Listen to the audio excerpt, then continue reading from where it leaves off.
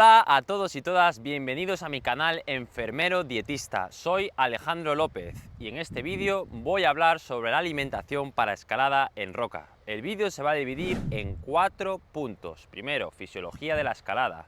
Después, metabolismo. Tercer punto, nutrientes y suplementos. Y como cuarto punto, alimentación para escalada en roca. La escalada es un deporte en el que predominan diferentes sistemas energéticos que variarán según la fisiología del escalador, el nivel que tiene ese deportista y la vía a bloque a la que se enfrente. Por lo tanto, ¿debe alimentarse un escalador igual que otro? La respuesta es que no, que dependerá del estilo de escalada y de la fisiología del escalador. Y eso es lo que vamos a explicar ahora. La escalada es un deporte de riesgo en el que se estimula nuestro sistema simpático. ¿Qué quiere decir eso? Es el sistema del estrés, de la huida, del peligro, para poder sobrevivir, mediante las hormonas hiperglucemiantes, que son la adrenalina, la noradrenalina, el cortisol y el glucagón. Y todas esas hormonas harán que tengamos adaptaciones fisiológicas. Esas adaptaciones serán 3: físicas, aumento de la frecuencia cardíaca, frecuencia respiratoria y de la tensión arterial. Además, una mejora de la flexibilidad metabólica con la lipólisis de las grasas y la gluconeogénesis de la glucosa. Comportamentales, es decir, una mayor alerta, una supresión del apetito y también disminución del comportamiento reproductivo. Y como tercera adaptación encontramos las digestivas, una disminución de la motilidad gástrica y una estimulación colónica. ¿Qué quiere decir eso? Pues que el estómago se va a parar y además nos va a entrar ganas de hacer caca como cuando tenemos un examen importante. Todas esas adaptaciones va a tener que lidiar el deportista con ellas para tener un equilibrio de salud o homeostasis, corriendo el riesgo, si no lleva ese equilibrio, de tener un catabolismo proteico, un estado de hiperglucemia en sangre, por tanto estrés de los entrenamientos, también un exceso de la movilización de los ácidos grasos y deficiencia del sistema inmune, corriendo el riesgo del síndrome del sobreentrenamiento. El síndrome del sobreentrenamiento provocará a la larga un aumento del cortisol y disminución de la testosterona, que conllevará a tener una fatiga, una debilidad y una disminución del apetito, que provocará un riesgo de infrapeso. Cabe destacar que el peso corporal del escalador es algo que haya que tener en cuenta. No se debe escalar con un tanto por ciento elevado, ni tampoco llegar a unos tantos por ciento de grasa muy bajos. ¿Por qué? Porque eso puede llevar a consecuencias para la salud hormonal. Y entonces, ¿cómo mejoramos nuestra fisiología combatiendo a ese estrés y cortisol elevado que afecta a nuestro rendimiento como deportista? Mejorando nuestro descanso. Es uno de los factores menos valorados hoy en día que nos ayuda a recuperar nuestro organismo. Alimentación post-entreno rica en carbohidratos, siempre mezclando simples y complejos para aumentar la reposición de glucógeno muscular, por ejemplo, zanahoria y patata. Y como tercer punto, practicar la restricción calórica de manera puntual. ¿Qué va a ocurrir con eso? Va a hacer que disminuya nuestro sistema simpático, el de la huida y el estrés. De esa manera, nuestro organismo y fisiología estarán mucho más estables para escalar mucho mejor.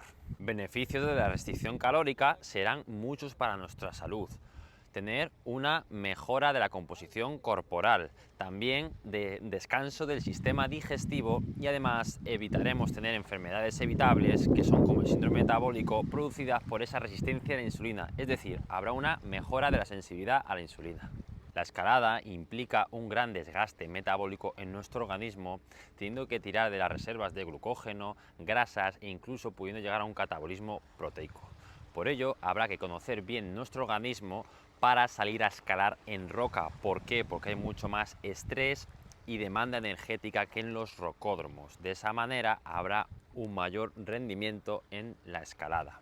Teniendo en cuenta las 3 rutas metabólicas del deporte, como es el sistema aeróbico, que se da un 40% de la escalada, luego el sistema anaeróbico aláctico o de fosfocreatina, que se da en un 34%, y el sistema anaeróbico láctico, que es el del lactato, que se da en un 26%, pero estas 3 rutas metabólicas suceden de manera simultánea en todos los escaladores. La respuesta es que no. Habrá que tener en cuenta primero el grado o vía a la que se va a exponer ese escalador, es decir, el nivel de exigencia a la que va a escalar. ¿Por qué? Porque un escalador de bloque o una vía muy desplomada va a ser muy de vía de fosfágenos, en cambio una vía de largos o deportiva puede ser más glucolítica. Además, también hay que tener en cuenta otro factor, la fisiología del escalador, que aquí es donde ocurre un grave problema, que son muchas personas muy glucodependientes que harán siempre que su cuerpo utilice solo el sistema de los hidratos de carbono, teniendo graves riesgos para su salud. La excesiva ruta metabólica de la glucosa va a hacer en el deportista tener unos riesgos como un desajuste metabólico. ¿Por qué? Porque si siempre está ingiriendo hidratos de carbono, no se va a utilizar los ácidos grasos como fuente de energía. Y esto va a conllevar a que haya mareos, fatiga, hipoglucemias y siempre tenga que estar comiendo, haciendo deporte, azúcar o pequeñas cantidades de hidratos de carbono. Además, no va a poder tener una flexibilidad metabólica para entrenar en ayunas porque va a sufrir calambres e incluso problemas digestivos. Además, hay que tener en cuenta que una alimentación alta en carbohidratos a la larga puede tener un exceso de inflamación en el cuerpo por acumulación de radicales libres, y esa glucosa elevada por la lipogénesis de novo hará que se acumule el tejido adiposo y aumente la grasa y el tanto por ciento corporal en tu cuerpo, teniendo mayor riesgo de enfermedades evitables como hipertensión, diabetes 2 y triglicéridos elevados en la sangre. Por lo tanto, tu objetivo será evitar la inflamación. ¿Cómo lo puedes hacer? Haciendo ciclados de carbohidratos. ¿Para qué? Para tener una flexibilidad metabólica adecuada. Dependiendo de la intensidad del entrenamiento vas a poder reducir o aumentar los carbohidratos. Además, será muy importante también para evitar la inflamación tener en cuenta a tu sistema digestivo mediante la autofagia y el cuidado de tu microbiota. Una adecuada microbiota va a hacer que obtengamos más energía de nuestra dieta. ¿Por qué? Porque la fibra soluble se va a fermentar en nuestro sistema digestivo generando ácidos grasos de cadena corta que promoverán una lipólisis, lipogénesis y una reducción de esa resistencia a la insulina. Consejos para una microbiota saludable: consume dieta rica en fibra soluble. También alimentos fermentados como el yogur, el chucrut o el kéfir, y evita los inflamatorios como son los ultraprocesados, el tabaco y el alcohol. Y también no te olvides nunca de promover la autofagia mediante el ayuno intermitente o la restricción calórica. ¿Qué quiere decir autofagia? Quiere decir la regeneración celular de proteínas dañadas que tenemos en el citoplasma. De esa manera el cuerpo podrá recuperarse y estar menos inflamado. Nutrientes y suplementos para la escalada.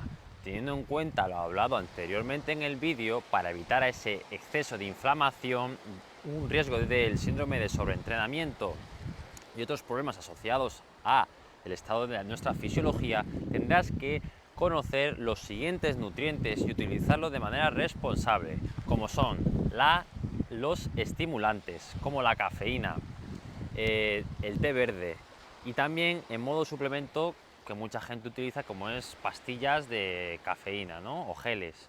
Hay que tener en cuenta que es muy importante dar al cuerpo descansos de esta sustancia. ¿Por qué? Porque podemos generar tolerancia y no aprovechar todos sus beneficios. Beneficios de la cafeína podemos encontrar, por ejemplo, que es gran ergogénica, quiere decir que nos va a dar un plus de energía media hora antes de ese pegue. Podemos tomar un café o algún suplemento. También un efecto termogénico. ¿Qué quiere decir eso? Que vamos a poder utilizar las grasas como fuente de energía y mejorar nuestra composición corporal. Además, otro gran beneficio es el estado de alerta, es decir, vamos a poder ser más precisos a la hora de decidir los movimientos en ese bloque o vía. Y también el café es un gran antioxidante. Como segunda sustancia tenemos al óxido nítrico, que es un gran vasodilatador de nuestro organismo. ¿Y dónde lo encontramos? Principalmente en la gran conocida como es la remolacha, pero también se encuentra en verduras de hoja verde y también en zanahoria, apio. Y lo que va a provocar esas sustancias, que son los nitritos, es que vasodilaten nuestras venas y el sistema circulatorio va a hacer que sea más eficiente. ¿Por qué? Porque nuestros músculos van a captar más oxígeno y de esa manera nuestro rendimiento va a ser mucho mayor, disminuyendo el VO2 max. También tener en cuenta que no es recomendable este suplemento o abusar de esos alimentos en personas hipertensas. En tercer lugar encontramos al monohidrato de creatina, un gran suplemento con más evidencia científica deportivamente en el mundo, que en la escalada, bajo mi punto de vista, va a venir bien para ese tipo de escalada que sea muy física y muy de fuerza, se podría decir, como son los bloques, porque si haces escalada de largos o deportiva, bajo mi punto de vista no es lo más indicado. Como efecto secundario, sí, va a dar una retención de líquidos y un aumento de peso, pero sí es verdad que va a aumentar la fuerza máxima del escalador. Como cuarto suplemento encontramos a la betalanina, citrulina y el bicarbonato sódico. Los escaladores de deportiva normalmente son los escaladores que más utilizan la vía anaeróbica, es decir, que van a tener más lactato en sus antebrazos, y estos suplementos lo que van a hacer es que desacidifiquen esos músculos y retrasen la fatiga. Por lo tanto, va a ser muy interesante poder tomarlos durante el pre o durante el entrenamiento para mejorar el rendimiento de esa escalada. Cabe destacar que la betalanina tiene un efecto secundario que son las parestesias, es decir, como un picor alrededor de la cara, del cuello, de los brazos, y el bicarbonato sódico muchas personas no lo utilizan porque produce diarreas y hinchazón abdominal. Como quinto lugar encontramos a las sales minerales. El objetivo, evitar la deshidratación y la hiponatremia. Serán vitales el magnesio, potasio, sodio y calcio. ¿Por qué? Porque ante grandes temperaturas, sudoración extrema, se pierden más minerales y tenemos riesgo de que el sodio disminuya, por ejemplo, y haya una bajada del rendimiento y los músculos empezarán a contraerse y a fallar. Además, cabe destacar que el sodio ayuda a llevar la glucosa y favorecer ese metabolismo glucolítico para fomentar también tener más energía y rendimiento deportivo. La sal integral o marina, ¿por qué? Porque tiene más minerales que la sal común. También puedes utilizar algún suplemento intra o preentrenamiento en los días muy calurosos, también el agua de mar o agua de coco. En el punto 6 encontramos los suplementos para el dolor articular. Cabe destacar que estos suplementos no son imprescindibles sin tener una adecuada alimentación y ejercicio y descanso. Naturalmente, la cúrcuma junto con la pimienta se sinergian y disminuyen mucho el dolor, evitando así el sobreuso de fármacos. El colágeno es una proteína muy abundante en nuestro organismo para tener una adecuada piel y calidad de nuestras articulaciones, pero ¿el suplemento de colágeno es esencial? ¿Nos hace falta? La respuesta es que no vas a tener mejor piel ni mejores articulaciones por tomar ese suplemento.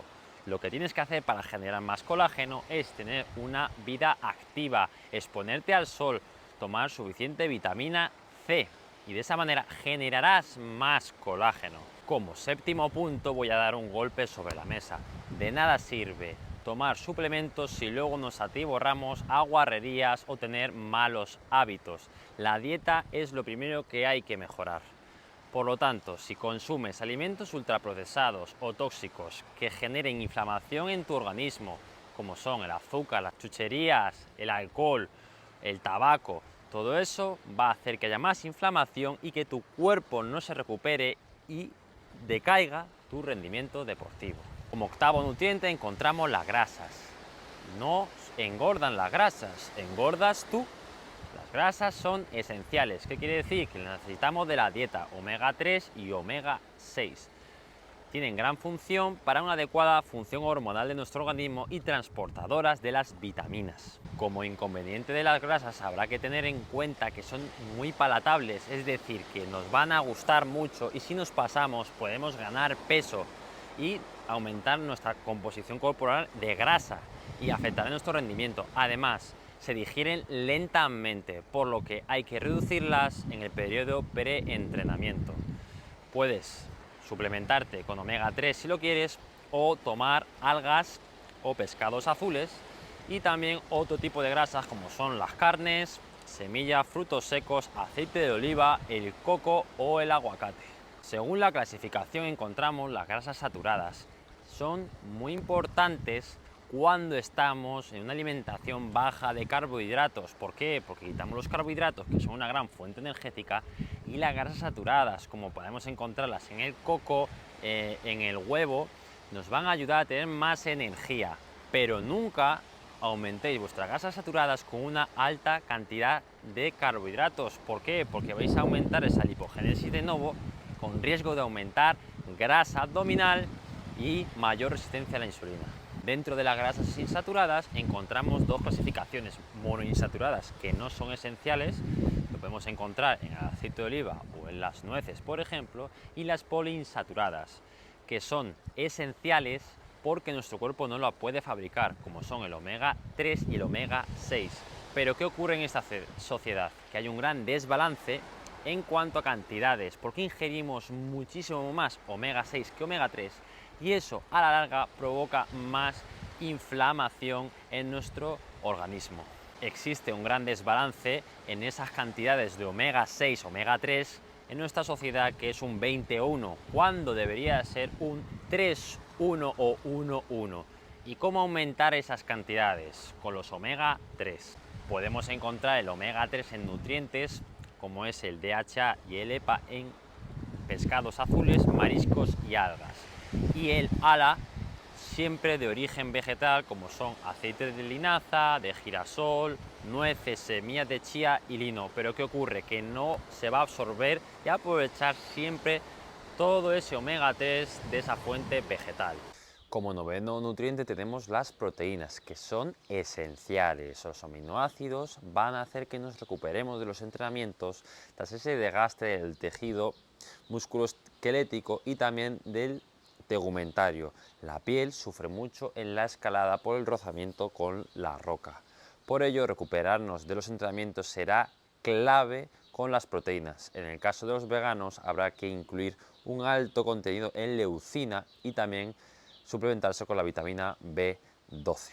Consejos nutricionales para recuperar la piel: aparte de utilizar esa gran cantidad de aminoácidos esenciales, acompañarlos con vitamina C, magnesio, hierro, zinc, vitamina A, K y omega 3 mencionado anteriormente. De esa manera podremos aumentar la recuperación más rápidamente.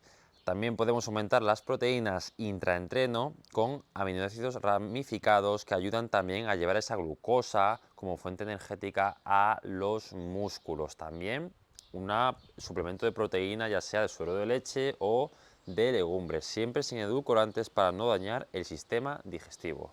Hay que destacar a los lácteos como gran fuente de proteínas de alto valor biológico, pero no son importantes ni esenciales en nuestra alimentación. Además, como dato curioso, es que los lácteos que son de origen de vaca son más inflamatorios y sí, las digestiones son más pesadas, por lo tanto el de cabra va a ser siempre una proteína mucho más digerible.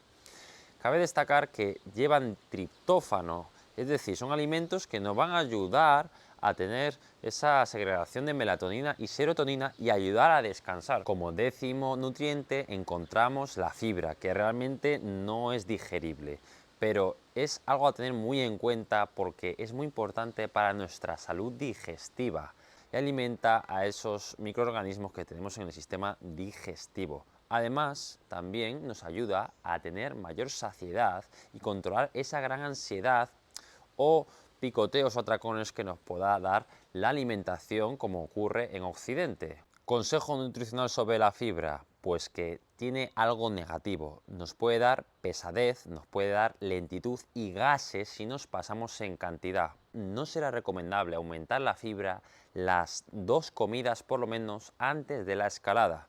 Yo siempre recomiendo, antes de escalar, reducir la fibra, por lo tanto, cereales integrales, cambiarlos por refinados. Sí, amigos, sí, y no comer manzanas con piel, sino mejor un plátano o melón, por ejemplo, que vamos a evitar esa fibra y de esa manera pesadez y absorción más lenta de los nutrientes, dificultando también nuestra escalada.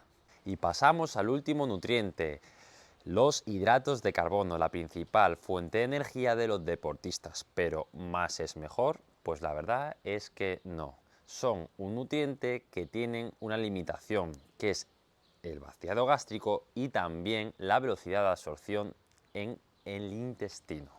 ¿Y cómo podéis entender esto básicamente? Pues los tenistas, por ejemplo, en los partidos van comiendo el plátano poquito a poco y no de golpe.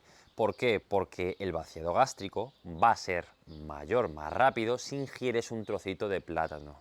Y además la absorción en el intestino también va a ser más rápida y mayor. Además, también hay que tener en cuenta, aparte de la cantidad, la grasa y la fibra. Si tomáramos una manzana con su piel, sería, por ejemplo, ya un alimento con más fibra, y si lo acompañáramos con alguna fuente de grasa, esa manzana con crema de cacahuete, también estaríamos enlenteciendo ese vaciado gástrico y también la absorción en el intestino sería muchísimo más lenta y entre pegue y pegue no podríamos aprovechar bien esa fuente energética de los carbohidratos. Otros alimentos ricos en carbohidratos simples que podemos utilizar en la escalada son los dátiles o la fruta deshidratada, como orejones, arándanos o pasas, que al tener menos agua van a fomentar ese vaciado gástrico. Pero si utilizamos hidratos de carbono complejos que requieren más tiempo de digestión entre pegue y pegue, pues la verdad que no son recomendables, siempre en el post o en el antes. Y como suplementos en polvo podemos encontrar ciclodestinas, maltodestinas o amilopectinas. Estas últimas no son muy recomendables porque dan pesadez digestiva.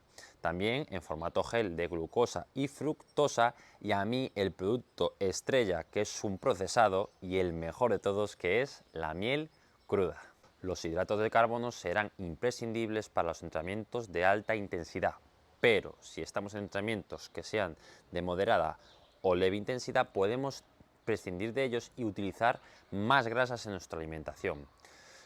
Por ello, las funciones de los hidratos de carbono serán cruciales para tu entrenamiento y rendimiento deportivo. Los hidratos de carbono reducen la fatiga, promoviendo un adecuado funcionamiento de nuestro sistema nervioso central.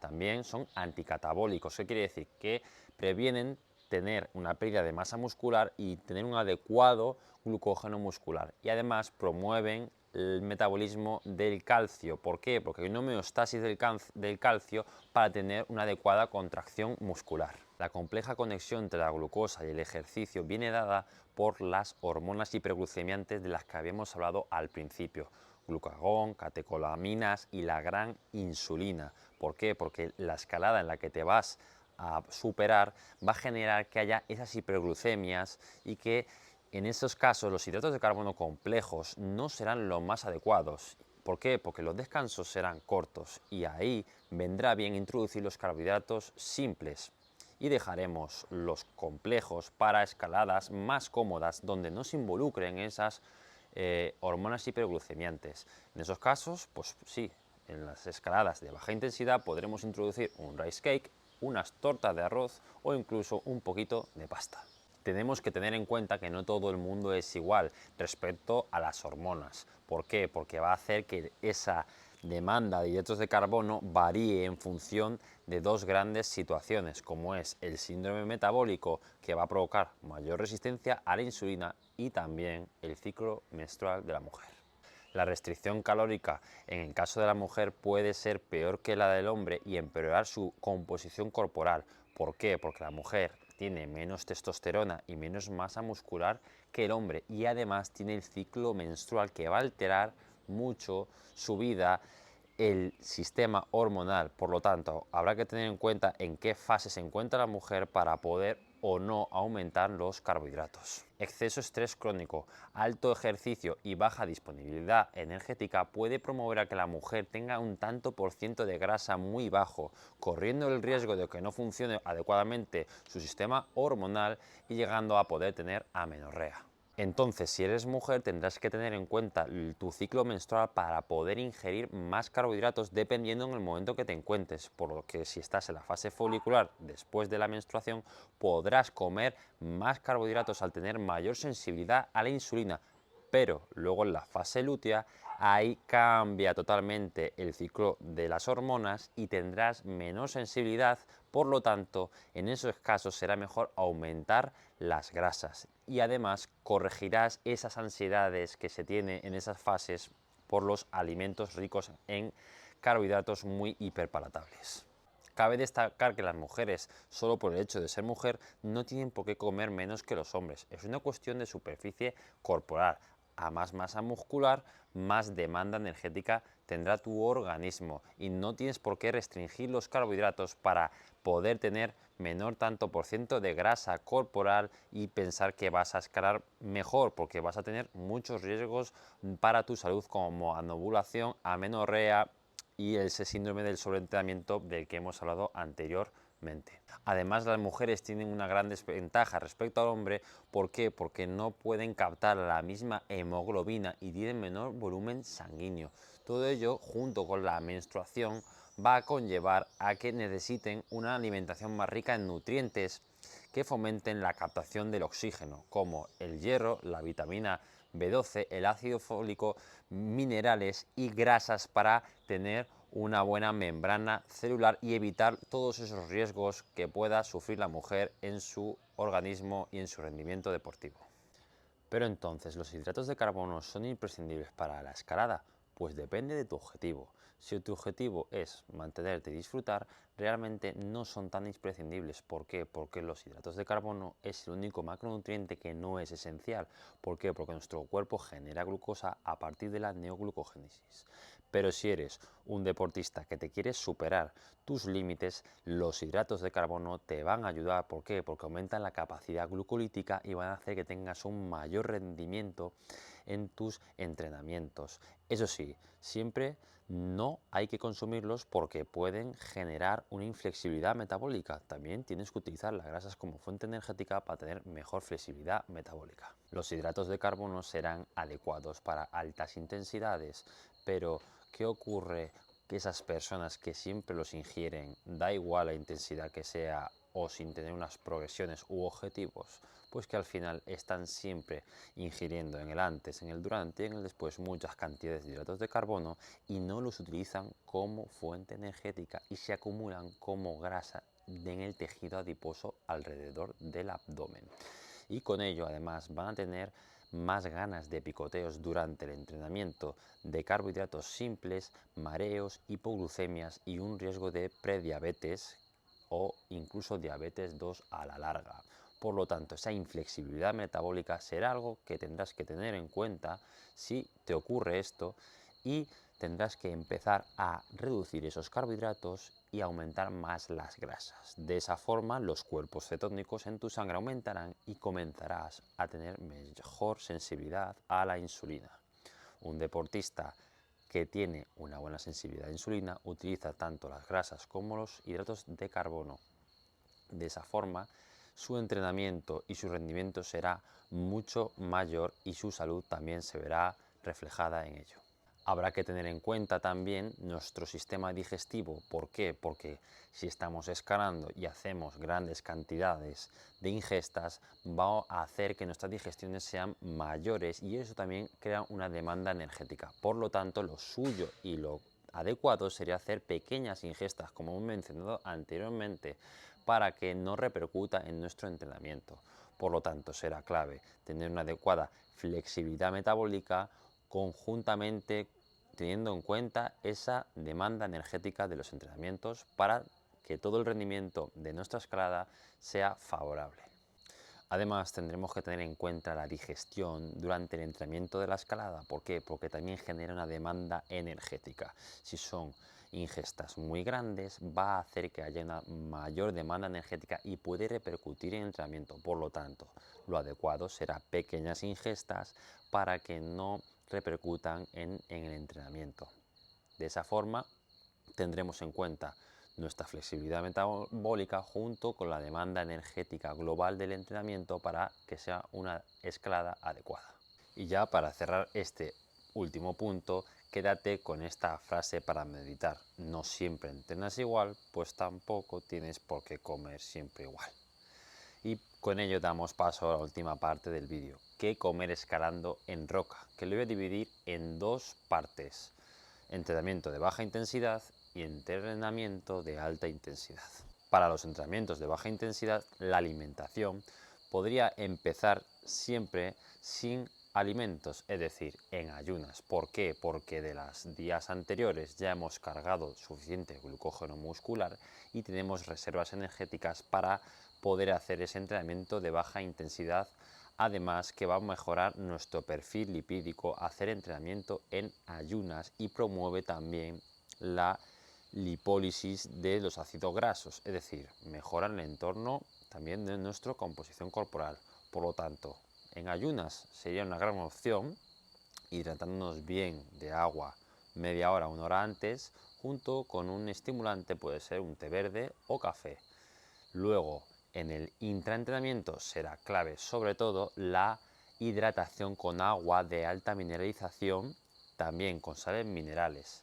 Si es posible y se quiere ingerir algo, no estaría mal un huevo cocido, también algún suplemento, como hemos mencionado anteriormente, de algún aminoácido ramificado, y si hiciese falta alguna pequeña pieza de fruta. Y en el postentrenamiento, pues recuperar ese entrenamiento con proteínas de alta calidad, como pueden ser legumbres, pueden ser carnes, pescados, acompañado de verduras, que son carbohidratos, pero de bajo índice glucémico, ricos en fibra, y de postre frutos rojos con un lácteo.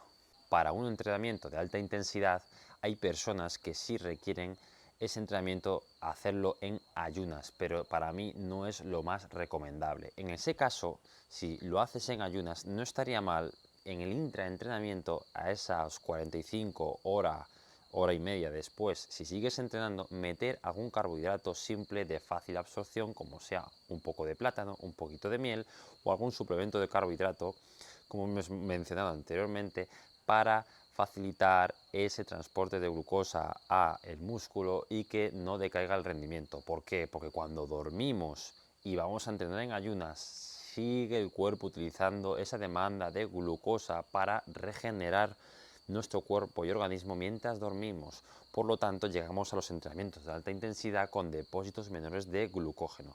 Por ello, será clave, si queremos superarnos en nuestra escalada, hacer un desayuno unas 2 horas por lo menos antes, rico en carbohidratos tanto simples como complejos, para tener una energía y tener mayor capacidad glucolítica explosiva mayor en ese pegue. Cabe destacar que esa ingesta de carbohidratos va a suponer a los 60-90 minutos una hiperglucemia posiblemente en nuestra sangre, y eso es una situación peligrosa y dañina para nuestro organismo. Por lo tanto, el ejercicio de alta o moderada intensidad será clave para poder bajar y utilizar esa energía en nuestra sangre como moneda energética. Además, es muy interesante para aumentar las reservas de glucógeno estar 1, 2 o 3 días antes aumentando nuestra alimentación hasta un 60% de los carbohidratos y comiendo aproximadamente entre 7 y 12 gramos por kilogramo de peso de carbohidrato al día. De esa manera pasaremos de tener un 20 hasta un 50% más de glucógeno muscular en comparación con una dieta en baja de carbohidratos, y nos hará tener mayor rendimiento y mucha más capacidad glucolítica en ese entrenamiento para superar tus límites. Es importante que las dos ingestas antes, por lo menos de la escalada, sean de fácil digestión. ¿Qué quiere decir? Que esos carbohidratos sean sin fibra y también que se reduzca la grasa. ¿Por qué?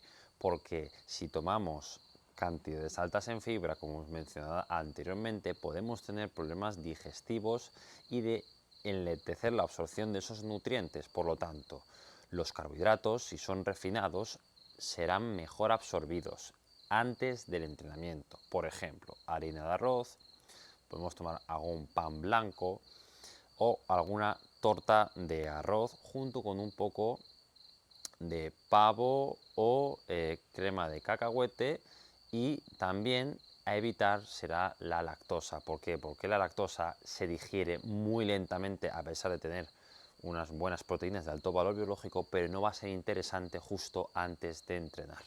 el desayuno para un entrenamiento de escalada de alta intensidad será muy diferente a esas ingestas previas de los días anteriores donde hemos comido mucha más cantidad de carbohidrato. ¿Por qué? Porque nos puede dar problemas estomacales y digestivos como una diarrea durante nuestro entrenamiento y es algo que queremos evitar. Por lo tanto, las cantidades serán 1 gramo de carbohidrato por kilogramo de peso corporal previo a el entrenamiento. Durante ese intraentrenamiento volveremos a dejar marcado que no introduciremos fibra ni grasas porque van a enlentecer esa absorción de nutrientes. Mineralización con minerales, agua y también carbohidratos de fácil asimilación, de rápida, como son los simples, cada 60-90 minutos, 20-30 gramos de carbohidratos, por ejemplo, 5 dátiles sería lo adecuado, y también un poquito de proteína, ya sea con un poquito de huevo cocido o algún suplemento proteico de los que hemos hablado anteriormente para evitar y disminuir ese catabolismo proteico. De esa forma sabremos cómo va nuestro rendimiento deportivo y cuando aparezca la fatiga o el cansancio ya será momento de parar de comer esos carbohidratos y pensar en el postentrenamiento. El momento del postentrenamiento tras un entrenamiento de alta intensidad habrá que tener en cuenta el gasto del combustible energético como son las grasas y el glucógeno y también el catabolismo proteico, que es la degradación de una posible masa muscular. Por lo tanto, esa comida postentrenamiento será rica en todos los macronutrientes, siempre intentando no superar las 3 horas postentrenamiento.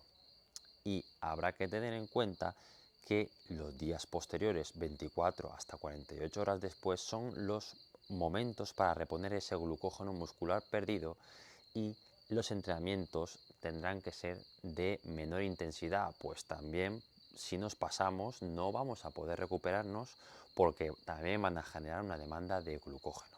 Como consejo nutricional, acuérdate de esto, mezclar 2 tipos de carbohidratos para aumentar la reposición del glucógeno, simple y complejo. Por ejemplo, patata con zanahoria, plátano con avena. Ejemplos de platos: un bollo al microondas rápido con avena, huevos, un yogur, frutas y también un poco de fruto seco. Y como no, también otro plato puede ser unas legumbres, unos garbanzos con patata, con verduras y alguna fruta. También podemos optar por una carne, un pescado, junto con un poco de pasta o de arroz integral, sí, integrales para hacer la alimentación probiótica, junto con algún tipo de yogur, miel y frutos rojos o algún tipo también de suplemento de proteínas si tienes prisas. Así que eso es todo, espero que te haya gustado el vídeo. Si es así, suscríbete, comparte y comenta, que es gratis.